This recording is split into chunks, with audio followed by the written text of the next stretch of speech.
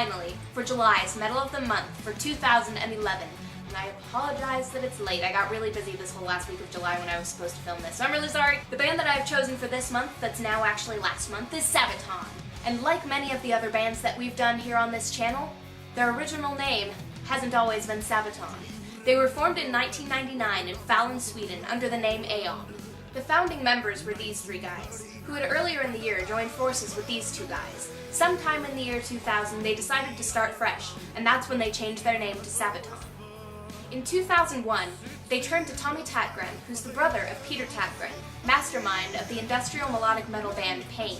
Tommy was to play a big part in the sound of Sabaton. Together, this small army recorded the second half of the Fist for Fight demo compilation, which was released by Underground Symphony later that year. In the following year, 2002, they wanted to record a second album. This was when they returned to Abyss Studios with Tommy to record Metalizer. The album actually didn't hit shelves until 5 years later. Still unsigned with the record label, the band returned to Abyss Studios with Tommy in 2004 and started to record Primo Victoria.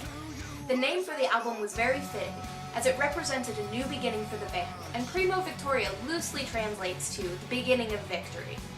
Sabaton signed on with Black Lodge Records later that year, and Primo Victoria was released in 2005.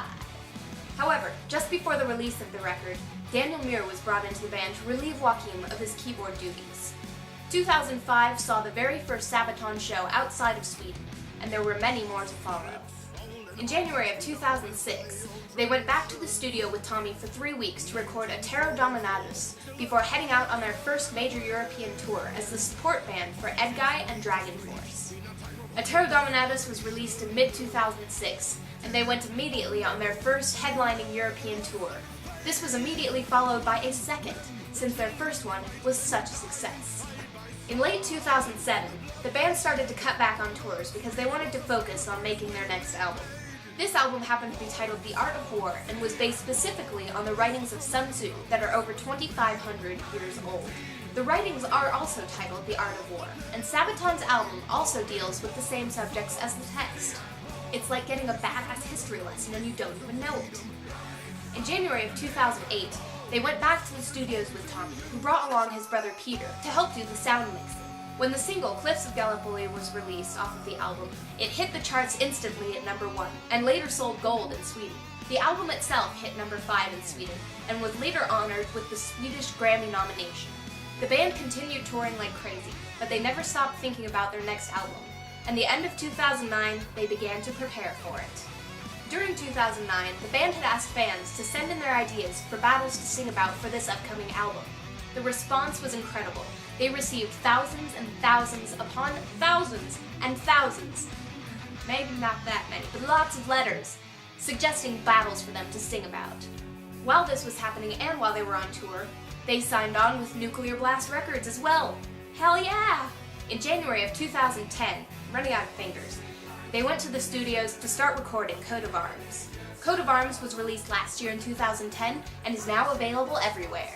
The current members of the band are as follows, and obviously, I cannot pronounce them. So, the vocals of this band are all done by this guy. On the guitars, on the bass, on the drums, and the keyboards. Shut up, you try being a foreign American girl pronouncing those names. I can't even speak English. Now, how did I find out about Sabaton? I do not exactly remember. I found out about Sabaton through one of my friends, actually, who has introduced me to a lot of bands that I have already featured and plan on featuring in the future. He also got me Coat of Arms for my birthday this past month, and I love it. I can't pick a favorite song, though. It's all so freaking badass. My favorite song, like, overall, might be Primo Victoria, but I really like Coat of Arms, I really like Screaming Eagles. Oh, it's just a great album. You should buy it immediately, right now. I will post a link to a place that you can buy it in the Dark Chest of Wonders. Go buy it now because it's amazing and it makes you feel so badass. Now that I've told you everything you need to know about Sabaton, leave it in the comments below what bands you think I should also know about. I post a video every month, so please hit subscribe. Don't forget to hit that like button because it lets me know you care. Don't forget to share this video with your friends, and I'll see you guys next month. Keep on rockin'. Reasons everywhere, growing hate and anger, the furious orders were precise.